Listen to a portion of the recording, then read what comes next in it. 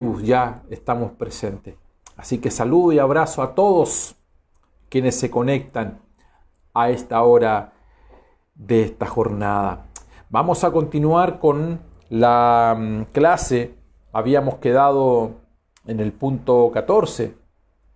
Alcanzamos a enseñarlo las cosas que deben salir de nuestro corazón.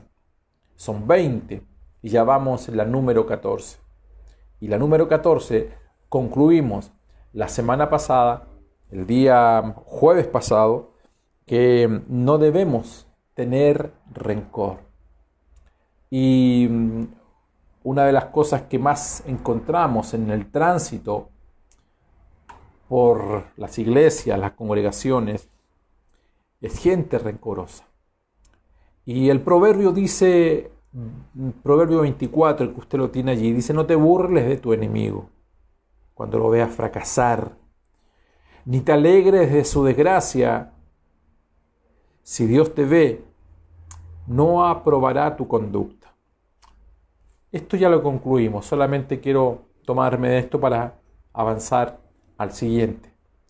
Siempre que vemos la desgracia en alguien, y si ese alguien es con quien hemos tenido alguna diferencia en otrora, tiempo atrás, o estamos teniendo dificultades en el presente, en nuestro trabajo, con familiares, en fin, siempre aplicamos conductas en palabras que de alguna u otra forma la traemos de otros lados. Usted nunca escuchó, por ejemplo, Dios castiga, pero no a palos. Entonces eso significa que cuando ves que a alguien le ha pasado algo, uno dice: ves, pues Dios te castigó. Y a veces no es así. De hecho, no es así. Cada cual también todas las cosas son frutos o resultados de cosas que cosechamos porque hemos sembrado. Si sembramos enemistad, ¿qué crees tú que vamos a cosechar? Vamos a cosechar enemistad. Todos, de alguna u otra forma nos hemos equivocado. Pero el mayor ejemplo en cuanto a conducta es Jesús. Jesús nunca le hizo mal a nadie. Jesús nunca defraudó a nadie.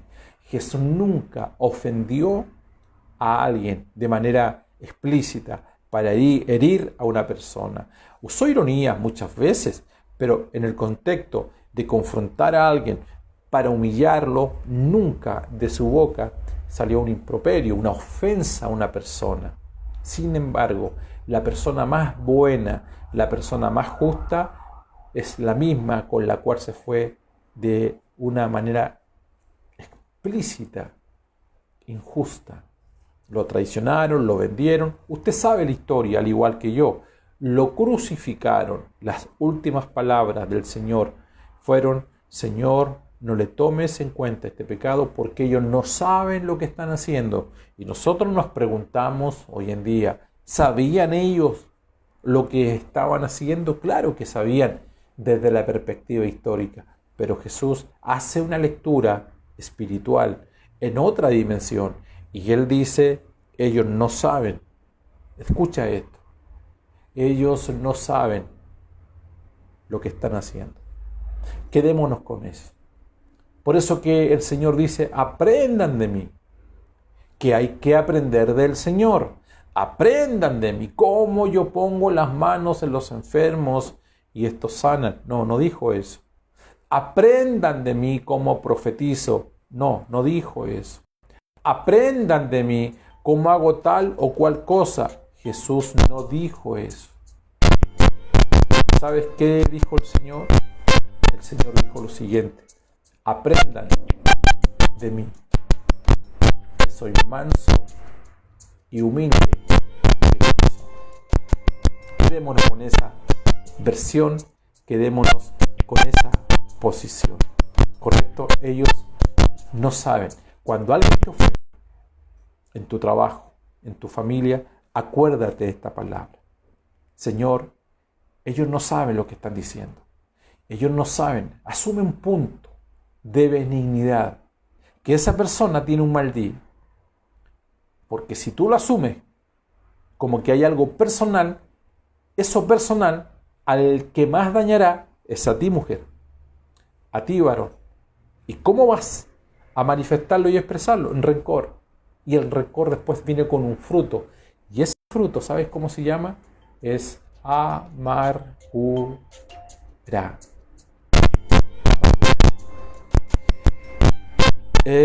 Sigamos. El 15. El 15. El 15 es un corazón apesadumbrado.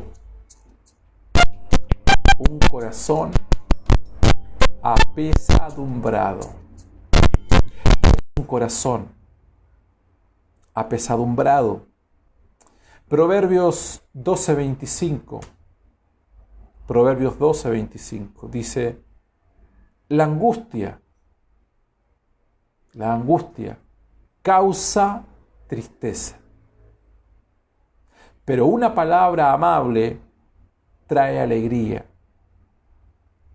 Busqué qué significa cuando alguien, un hombre y una mujer del Señor, usted tiene un corazón apesadumbrado. Significa acongojado, significa afligido. Por eso que el proverbio dice: la angustia causa tristeza. La angustia causa tristeza.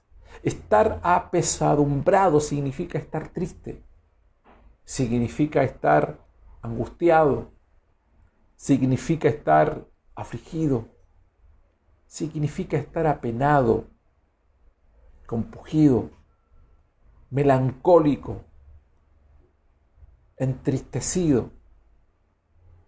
Eso significa.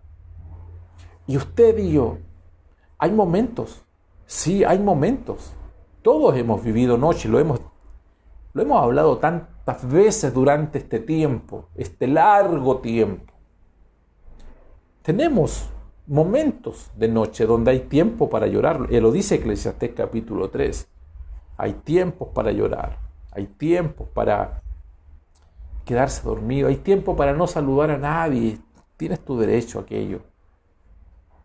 Pero cuando la tendencia en un hombre y en una mujer de Dios es estar melancólico, angustiado, depresivo, triste, allí hay un problema. Allí hay un problema porque la angustia causa tristeza. ¿Y cuál es el camino que nosotros debemos conducir o conducirnos? Es que una palabra amable trae alegría. Que en tu boca no liberes palabras que vayan a infundir o a inducir tristeza, sino alegría. Pero en tu cara, en tu rostro debe notarse. Yo creo que algunos deberían hablarle a su cara y decirle al rostro, decirle a la cara que el gozo del Señor es nuestra fortaleza. No se trata de ti, ya te dije, no estamos menospreciando ni menoscabando el hecho que cada cual tenga su tiempo y su momento difícil, complicado, límite. Algunos de ustedes han llorado mucho, no lo han pasado bien. Mucha gente amiga, mucha gente de Dios, muchos hombres de Dios no lo han pasado bien en estos tiempos. Han llorado mucho y quizás estás en esa situación. Pero tienes que entender la diferencia, como dice el profeta Jeremías. Los males del pueblo y los problemas. Todos podemos tener problemas, pero hay diferencia entre el problema lo puedes tener hoy, lo puedes tener mañana, lo puedes tener pasado mañana. Pero cuando el problema es constante en el tiempo, deja de ser un problema y se transforma en un mal. Cuando tú tienes por tendencia, ya hay una constante de estar triste, melancólica, depresivo, tú no tienes un problema. Ahí hay otro problema, un problema mayor que se llama mal. Y tú no tienes derecho en el Señor de exponer El Evangelio de Jesucristo, que tiene como finalidad, ¿cuál es la finalidad? Llevar buenas noticias.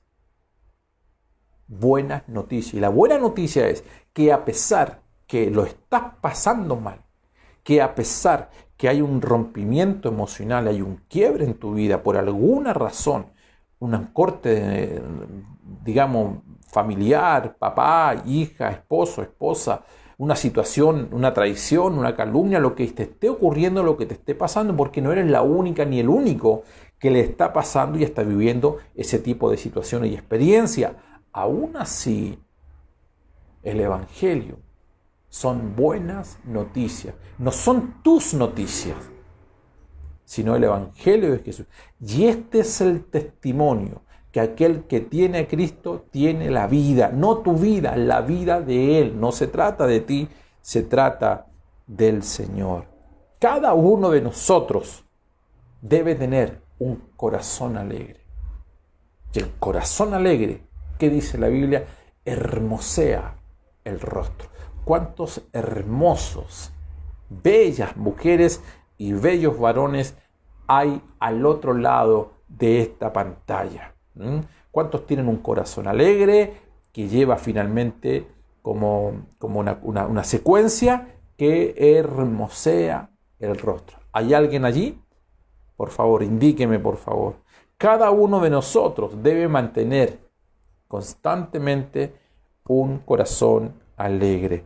Isaías, capítulo 61, verso 3, nos dice que una de las cosas que el Señor vino a hacer es sacar a su pueblo de la angustia. Isaías dice, a ordenar que los afligidos de Sión se les dé gloria en lugar de cenizas, óleo de gozo en lugar de luto, manto de alegría en lugar de un espíritu angustiado, y serán llamados árboles de justicia, plantío de Jehová para gloria suya. Eso es lo que marca la diferencia. Eso es lo que te hace distinta a ti. Es lo que te hace distinto a ti. ¿Cómo lo haces? Si te hemos conocido, hemos visto las dificultades, te hemos visto llorar, te hemos visto en un punto límite. ¿Qué ocurrió? ¿Qué aconteció? ¿Qué ha pasado contigo? Que hoy vemos que tienes un rostro distinto. Entonces, el rostro, la hermosura de tu rostro es la consecuencia de un corazón alegre. ¿Y por qué un corazón alegre? Porque Dios está actuando, está obrando. Nunca olvides, Él cambió tu lamento en baile, tu tristeza en gozo, tus derrotas en victoria. Gloria, gloria, gloria al Señor. Filipenses 4:4 dice, regocijaos en el Señor siempre. ¿Cuándo? ¿Siempre? ¿Cuándo? ¿Solo los lunes? ¿Lunes, miércoles y viernes? Regocijaos en el Señor en las mañanas. Eso dice el Señor. Regocijaos en el Señor cuando vayas a los cultos de la iglesia. Eso dice. Regocijaos cuando tu pastor te motive o haya una invitada especial. Allí tienes que regocijarte, saltar, cantar. ¿Dice eso la Biblia? No dice eso. Regocijaos en el Señor siempre. Y después redunda, otra vez os digo, regocijaos. Él no dice que estés alegre. Él no está diciendo que te rías. No siempre nos vamos a reír. Porque la capacidad humana tiene límite. Y la alegría es una satisfacción en nuestras emociones que tiene un límite. Pero la vida increada, la vida eterna, el fruto del Espíritu es eterno en cada uno de nosotros. Y perdura y está por sobre cualquier situación que tú puedas estar estar viviendo. Por eso que la gente distinta se nota al interior de la iglesia. Por eso que tú eres distinto. Por eso tú eres distinta. Porque tú no solo te ríes, ¿no? Esta muchacha o esta mujer o este hermano que es alegre. No estamos hablando de eso. Estamos hablando que cuando algo ocurre en nuestro corazón, trae como consecuencia hermosura en nuestro rostro. El corazón alegre hermosea el rostro. Y el apóstol Pablo, estando en la cárcel, dice: regocijaos. ¿Y cuál es el fundamento del regocijo? En el Señor. Es comprender esto, tiene que remecer tu espíritu esta tarde. Regocijaos, no lo que te ocurre. Regocíjate porque en Navidad te van a hacer un regalo. No, el regocijo no es la consecuencia de lo que alguien realice o no realice. Regocijo no tiene que ver con lo que hagan contigo, con lo que te den o no te den. Regocijo es fundamento espiritual. Regocijaos en el Señor. Aleluya. Entonces, no puedes estar afligida. Tienes que lograr tener un termómetro espiritual cuando veas que algo está mal en tu físico, en tus miembros espirituales. Algo es como la alarma de tu automóvil. Cuando alguien va a tocar el automóvil, suena, no importa donde tú estés. Puede estar a 10, 15, 20 metros, pero esa alarma suena. ¿Qué significa eso? Es una alarma, algo está ocurriendo, algo está pasando. Le dieron un topón. Lo mismo tienes que tener sensores. Esos sensores se llama discernimiento del espíritu. Lograr tener ese nivel de honestidad. En las mañanas cuando la Biblia dice: vístete del nuevo hombre, por algo te lo está diciendo. Por algo te lo está diciendo. Cuando te dice que te vistas del nuevo hombre, ¿de qué te estás vistiendo? Te estás vistiendo de Cristo. A ver, digámoslo de otra forma. ¿De qué te estás vistiendo? Te estás vistiendo de amor, te estás vistiendo de gozo, te estás vistiendo de paz, te estás vistiendo de fe, amor, gozo, paz, paciencia, benignidad, bondad, fe, mansedumbre, templanza. ¿Y por qué tienes que vestirte de esas cosas? Por lo que estamos hablando, porque ese es el fundamento. Y cuando el apóstol Pablo dice: regocíjate en el Señor, es porque sabe que esa vestidura te va a ayudar ante que, ¿cuál es la contraparte que estamos hablando? Cuando haya una ocasión o alguna situación, alguna vivencia, alguna experiencia que se llama aflicción, angustia, depresión. Y esta es la contraparte. Tú le dices: no, una mala noticia, ¿cómo te afecta? ¿Por qué el Evangelio es buena noticia? Porque hay malas noticias. ¿Cómo nos afecta una mala noticia?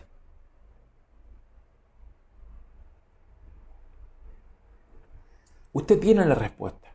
Los que somos de acá de Santiago, ¿cómo nos afecta o nos afectó? Estoy generalizando. Cuando hace unas semanas atrás nos dijeron: retroceden de fase a fase 2.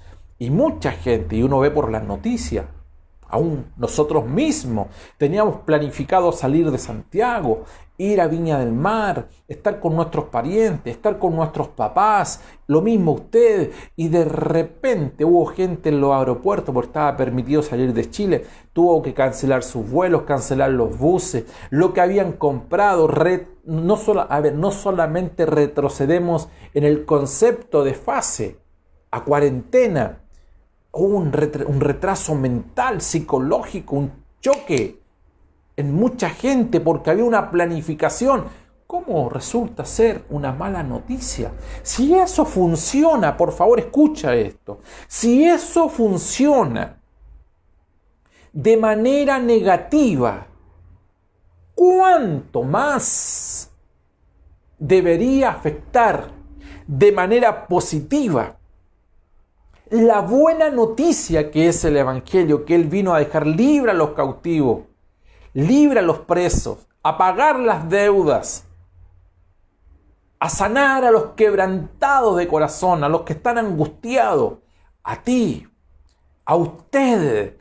Es así que es una buena noticia. Entonces el fundamento del apóstol Pablo, a pesar de que estaba prisionero, él dice, para mí, lo que me gobierna es el regocijo. Y si no lo han entendido, dijo, otra vez os digo, regocijaos. ¿Cuántos se regocijan esta tarde en el Señor? Aunque podemos estar prisioneros, dice Pablo, podamos estar en las casas durante toda esta semana de Navidad y Año Nuevo. Yo no soy prisionero del Estado, dice el apóstol Pablo. Yo no soy prisionero de esta cuarentena. A mí ningún gobierno me puede amarrar, me puede atar, me puede dejar en cuatro paredes. Yo soy prisionero de Cristo.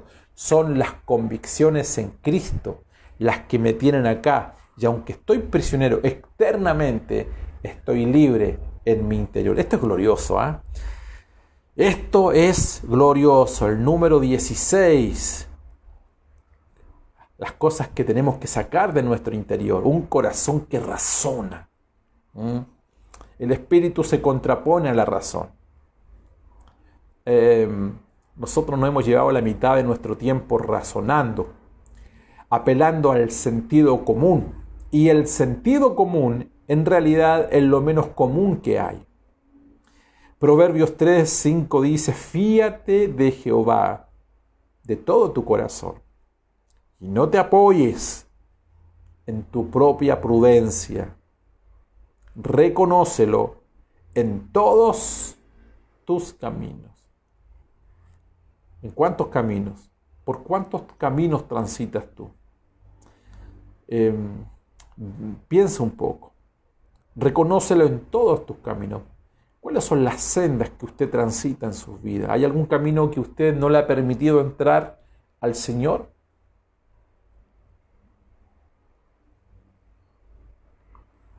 ¿Hay áreas en las cuales el Señor no tiene la llave para entrar?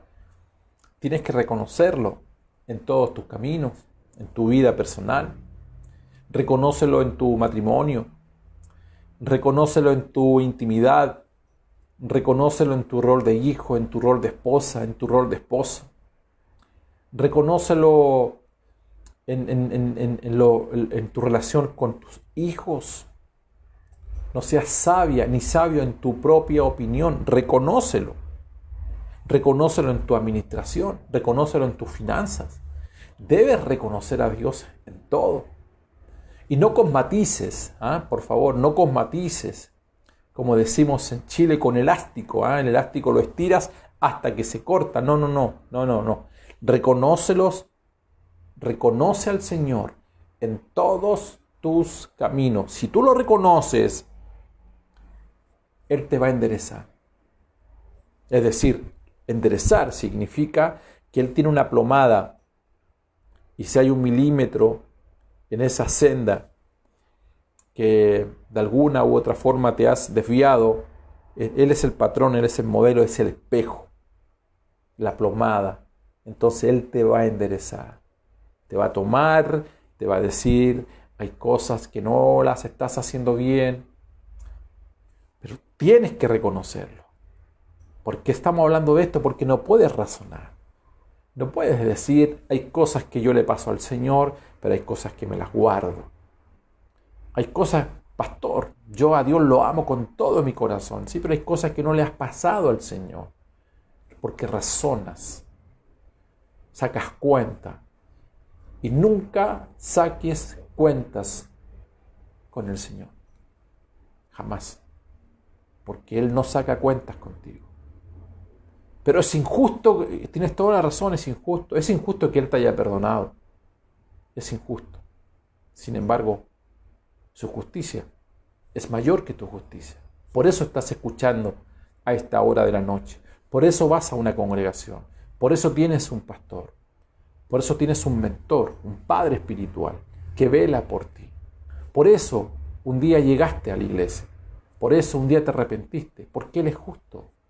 Si Él no saca cuentas contigo, no razones, no saques cuentas con Él.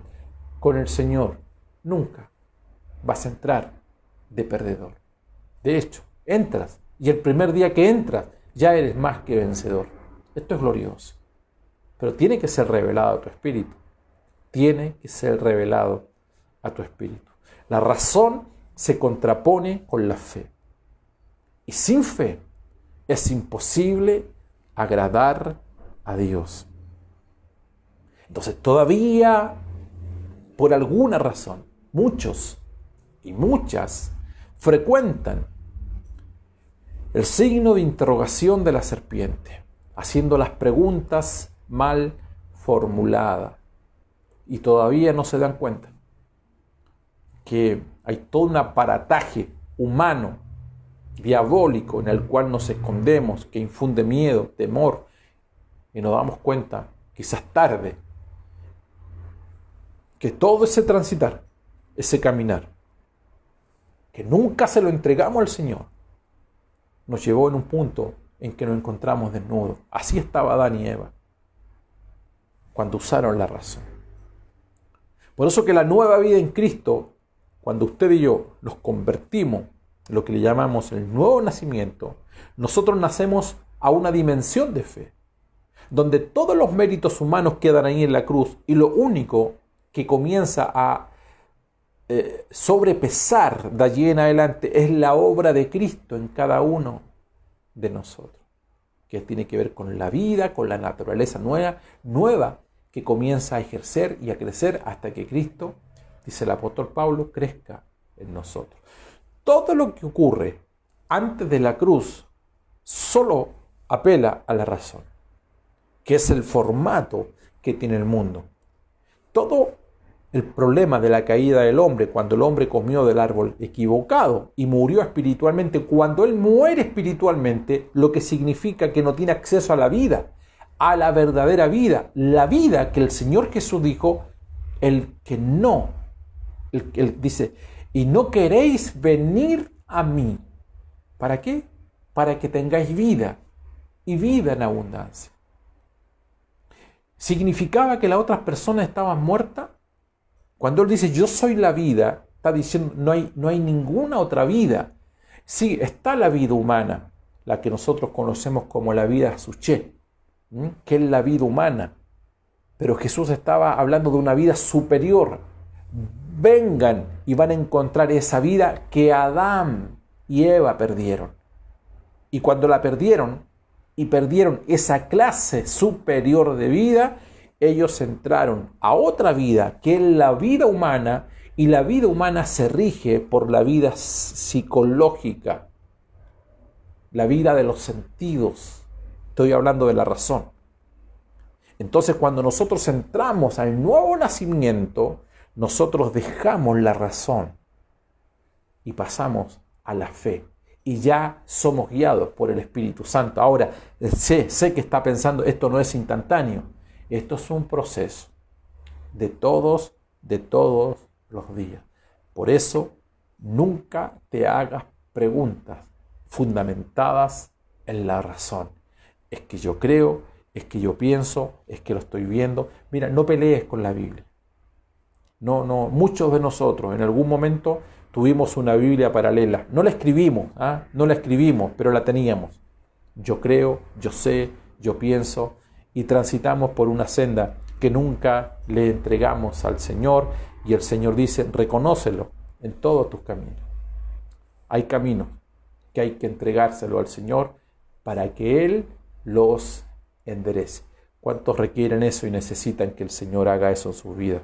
Entonces, dije, nos llevamos la vida haciéndonos y formulándonos malas preguntas.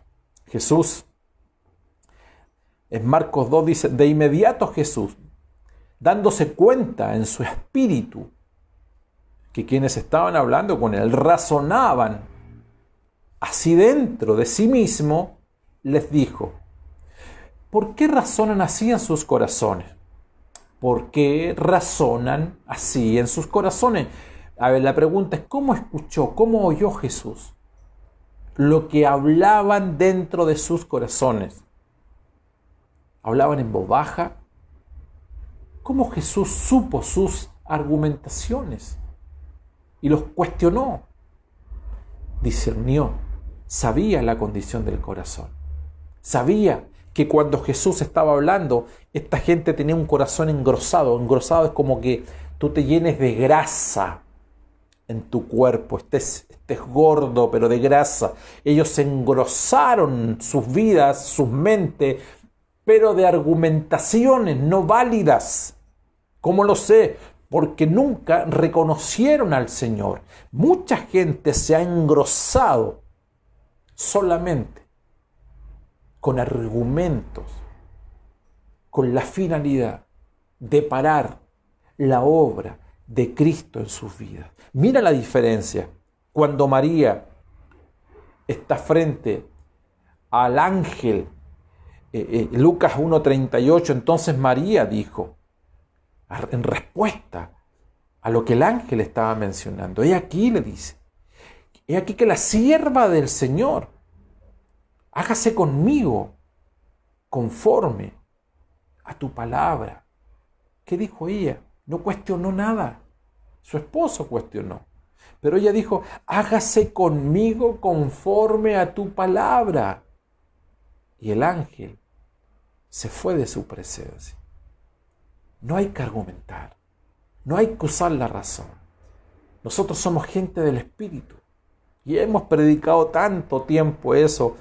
Quizás algunos entienden más, otros entienden menos. Yo tengo la fe en el Señor, que algunos de los que nos han seguido ya durante todos estos meses, algunas de estas pequeñas semillas vayan quedando acentuadas, posicionadas allí en su espíritu, y que en el tiempo del Señor también vayan cobrando vida al 30, al 60 y al 100 por uno. Lo dice Mateo capítulo 11, porque de cierto os digo que cualquiera que dijere a este monte, cualquiera, mira, Dios no hace discriminación, Él dice cualquiera, que dijera a este monte, quítate y échate en el mar, y no duda en su corazón, es decir, no está usando la razón, sino está usando la fe, que crea que será hecho lo que dice, y no duda en su corazón. Allí está el problema, en la duda, cuando se contrapone la fe con la razón, sino crea lo que el Señor le ha enseñado, y crea que será hecho lo que dice, lo que diga.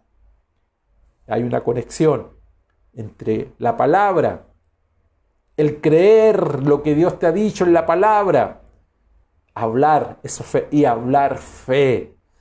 Es decir, que en lo que Dios te ha entregado y tu hablar sea un todo indivisible. Ahora quiero explicarlo de otra forma. Dios te da una palabra. Al hablar esa palabra tú estás hablando fe. Eso significa homologeo, si gusta escribir eso. Homologeo con H, significa hablar lo mismo que Dios habla. Dios me da una palabra, me dice una palabra, me la entrega, y cuando yo la hablo hay un todo indivisible entre su hablar y el crear.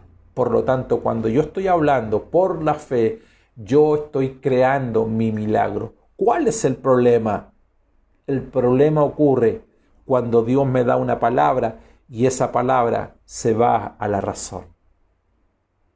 Y cuando la palabra se va a la razón y se acentúa en el corazón, comienzan las dudas. Por eso mucha gente ha tenido una palabra del Señor, pero esa palabra nunca la declaró. ¿Cómo sé? Porque lo que escuchas en ellos, es incredulidad, son miedos, son temores, no son sueños. Dios te dio una palabra, bien, que no entre en tu razón, porque la fe se contrapone con la razón. Crees que será hecho lo que dice.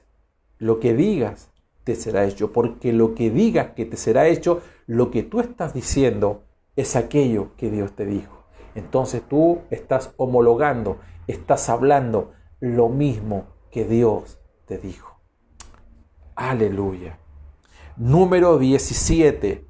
Un corazón envidioso y contenciosa. Aleluya. ¿Conoce la gente envidiosa? La gente envidiosa y la gente contenciosa. Primera de Corintios 3 dice, porque aún sois carnales.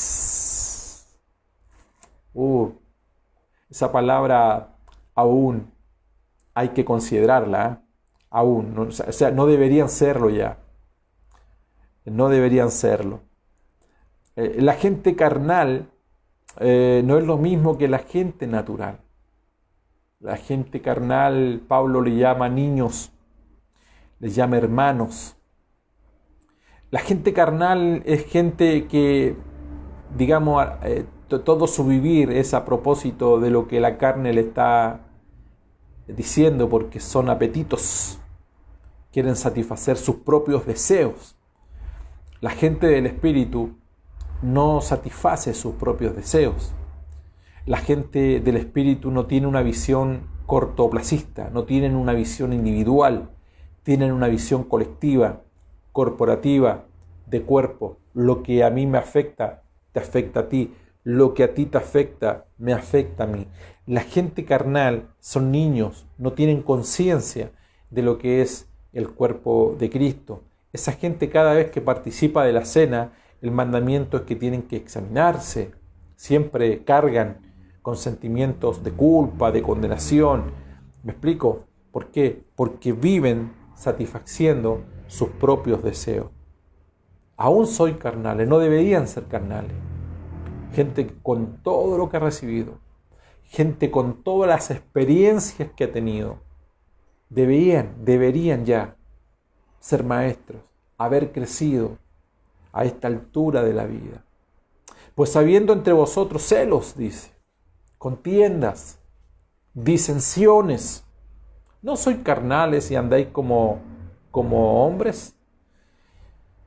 Y hay características en esta gente, celosas, contenciosas, siempre tienen una palabra de división, te indisponen con otras personas. Y no es gente que nació ayer, es gente que definitivamente se perpetuaron, se alimentan de carroña, de ese tipo de cosas. Cuando usted y yo, en Cristo, tenemos una clara identidad de quiénes somos, jamás andaremos ni vamos a transitar por caminos de deshonra. Quiero repetir esto último. Cuando usted tiene una identidad en Cristo, ¿me están escuchando bien? Cuando usted sabe quién es en Cristo, y voy a usar puntos que usé anteriormente, y las alarmas comienzan a sonar, los sensores, las luces comienzan a encenderse. Usted jamás se va a permitir,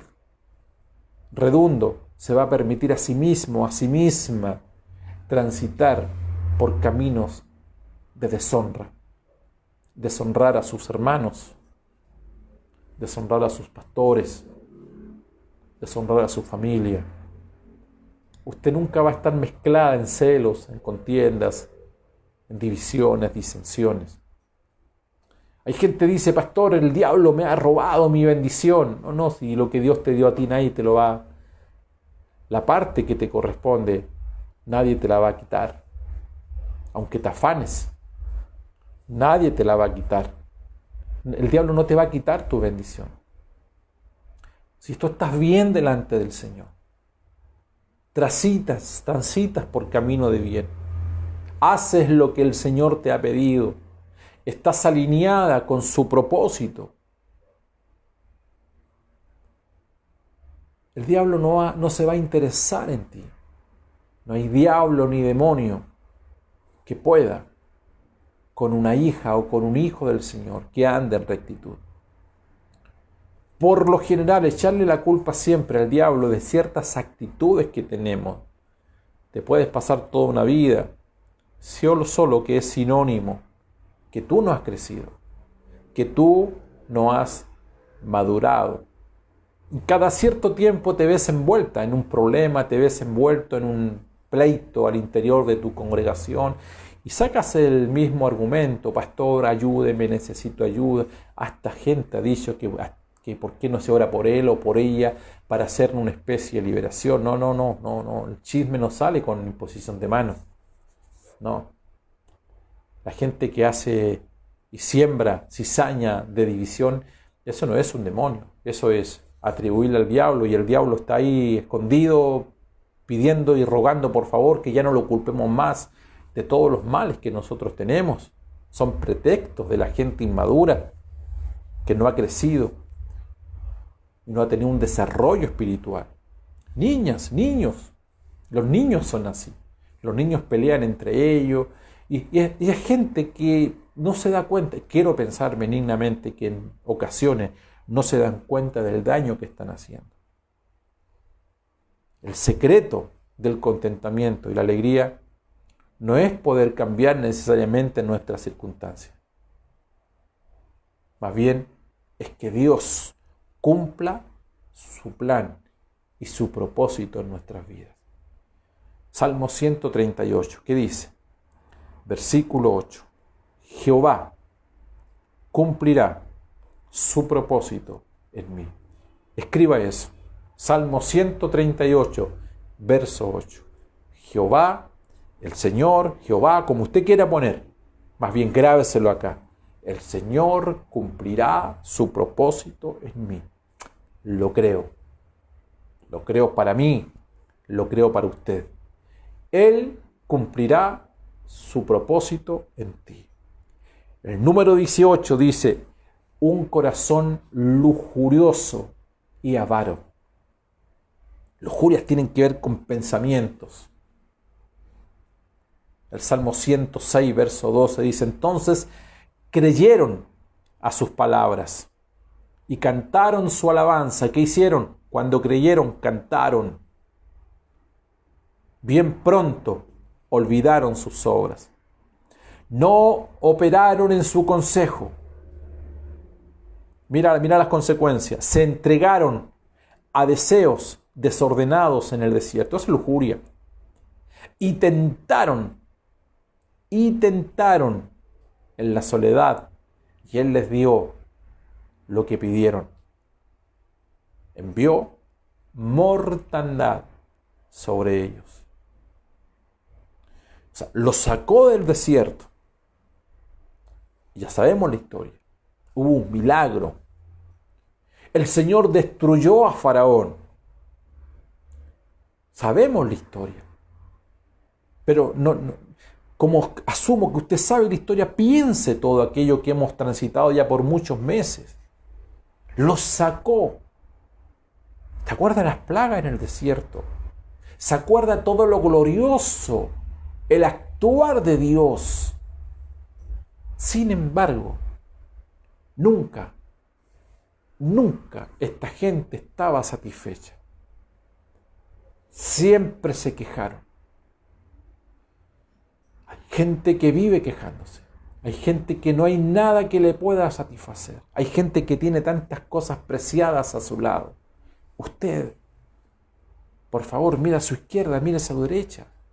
Cómo Dios a usted le ha premiado, cómo Dios a usted le ha bendecido. Pero la naturaleza del hombre le lleva a no valorar lo que tiene, sino muchas veces desear aquello que no tiene. Y ese es el problema de muchos. Ellos iban camino a la tierra prometida. Escucha esto. Ahora me ayuda mucho porque sabemos la historia nosotros. Ellos iban camino a la tierra prometida. Es así. Finalmente llegaron. Pero mira, llegó otra generación. La generación que debió haber llegado en pocos años, ¿sabes? Nunca disfrutaron. Nunca disfrutaron el trayecto. Nosotros estamos atravesando. ¿Me explico bien? Por eso que la Biblia dice que somos peregrinos y extranjeros. Y gente no disfruta. Los que me conocen años saben que a mí me gusta en la palabra llevar a la gente a un punto. ¿Cuál es ese punto? Que disfrutemos lo que estamos viviendo. Que te vean siendo un hombre apasionado, una mujer apasionada. Pero eso, cuídate de tener un corazón avaro. No pidas algo cuando sabes que no es el tiempo de tenerlo. Entonces, mucha gente tiene el siguiente problema. Malgastan la mayor parte de sus vidas hoy, en el presente, la malgastan. ¿Sabes en qué la malgastan? Pidiendo o anhelando algo que aún no tienen. Y en ese afán de anhelar algo que no tienen, no se dan cuenta que se están desgastando y perdiendo lo que sí tienen. ¿A cuántos de nosotros nos pasó, por ejemplo, que llegó un momento determinado en que dijimos, nos tomamos las cabezas, ¿cierto? Y dijimos, ¿cómo crecieron nuestros hijos? Les pasó. Y crecieron nuestros hijos. Y muchos hicimos un mea culpa en algún momento. Dijimos, ¿y dónde estuve cuando creció mi hija? ¿Dónde estuve cuando creció el hijo? Y uno dice, ¿pero cómo no estuviste? Estuve, pero hay lagunas. Bueno, llévalo eso. Y uno, por cierto, uno es responsable de esas cosas.